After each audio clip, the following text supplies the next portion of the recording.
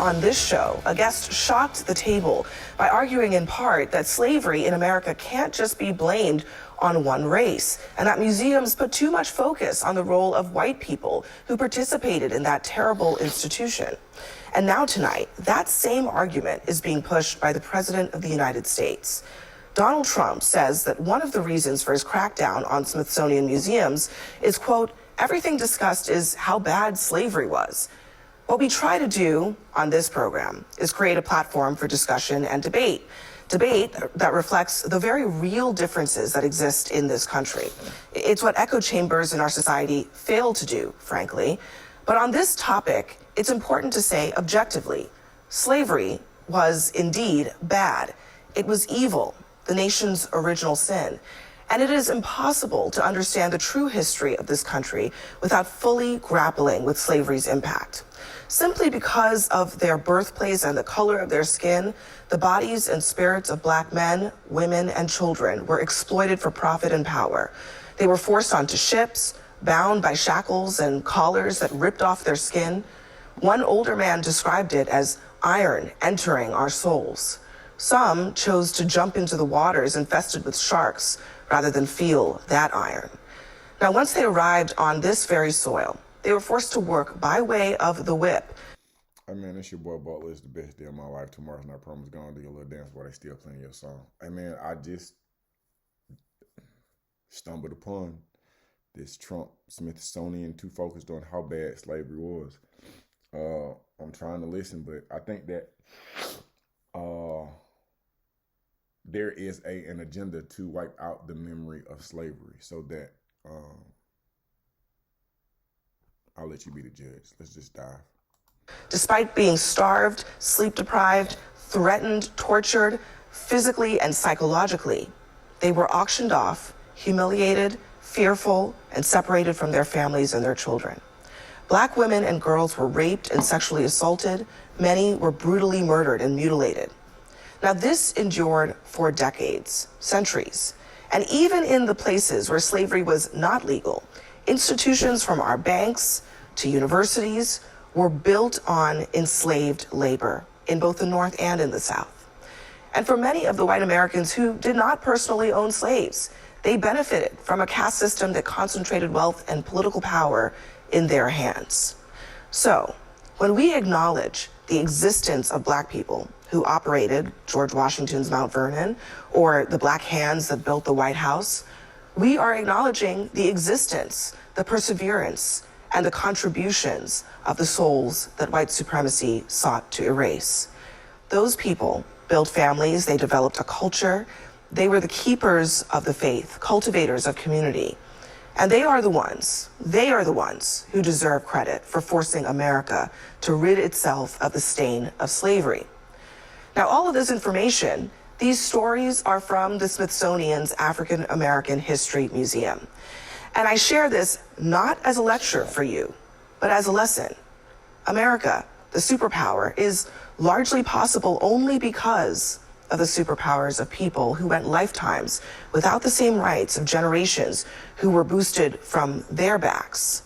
True history should include everything. Yes, the evils and the horrors too.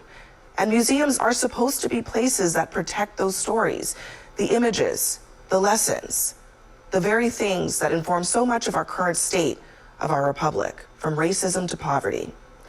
No matter how painful, or in the president's words, how horrible the lesson. Now, just listen to one formerly enslaved man describe what slavery is like in his own words. You know what I'd rather do? If I thought that I'd ever be a slave again, I'd take a gun and just end it all right away. Because you're nothing but a dog. You're not a thing but a dog.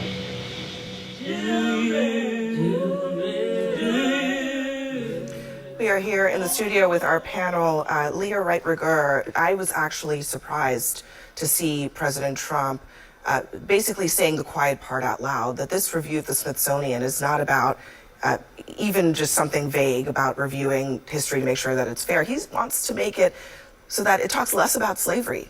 What does that say to you? Well, I think it's an effort. It's part of a larger effort to both stainwash and whitewash American history and essentially erase all of the parts and disappear all of the parts that make Americans, that make President Trump uncomfortable, that feel distasteful, that are a reflection of the actual real and horrific parts of our history. And I find it a little... So I'm going to chime in and I'm going to say this, that the agenda is already being facilitated. Or carried out.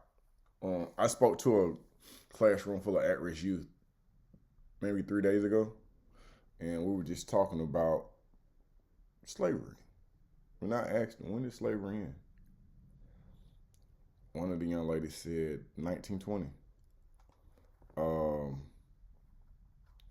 One of them, in short, nobody had a real idea as to when slavery ended. They did not know where we were originally from. When I brought up the fact that we're from Africa, it was some chuckling that went on. Like, I think that if a population of people do not know where they come from, they don't know who they are, then it's easily to take them wherever you want to go. It's easy to mold them into whatever you want them to be molded into. And it is easier to mislead them. And in some terms, history can repeat itself. It's almost like a relationship where a person has abused you in the past, and for whatever reason, they want you to disacknowledge that. Yeah, they'll mistreat you again. But if you don't remember, then you'll stay in that abusive relationship. Ironic. You know, earlier today, as I was listening to some of the commentary, my first thought was, wait a second, I wonder if the president has actually ever visited any of the Smithsonian museums. And then I remembered that in 2017, he actually took a tour of the National Museum of African American History and Culture. Let me just play, actually, what he said during that tour. Listen to this. I had the privilege of visiting the National Museum of African American History and Culture right here in Washington, D.C. It's a new, beautiful Smithsonian museum that serves as a shining example of African Americans' incredible contributions to our culture, our society, and our history. It also tells of the great struggle for freedom and equality that prevailed against the sins of slavery and the injustice of discrimination. The work and love of the people who helped create such a masterpiece is a testament to the legacy of so many leaders it honors. So was it that he didn't believe what he read from the teleprompter as he recorded that video, or what? You know, I'm really struggling to understand in a lot of ways, particularly given that the tour that he took with director Lonnie Bunch was actually a reflection of really the mastery that and really the care and the patience that historians, that scholars, that curators put into the Museum of African American History and Culture. It is not just about the horrors of slavery, although it tells that very important story. It actually follows this really brilliant model where you move through the museum and it tells the story not just of enslaved Americans in America, but also of the resilience, of the triumph.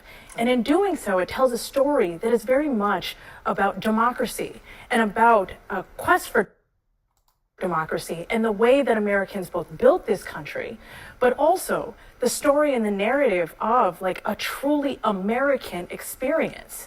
And so wants to ask a very simple question. Are we going to present ourselves as being exceptional or not?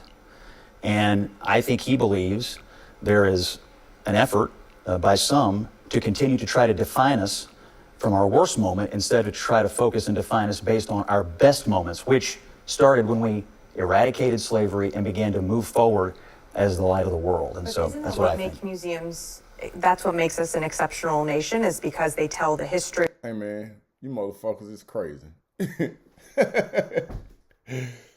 Yeah, but the thing is, y'all hadn't just gotten crazy, bro. Y'all been crazy for a long time, man. I'll say this, and then we're gonna move to the next video, man.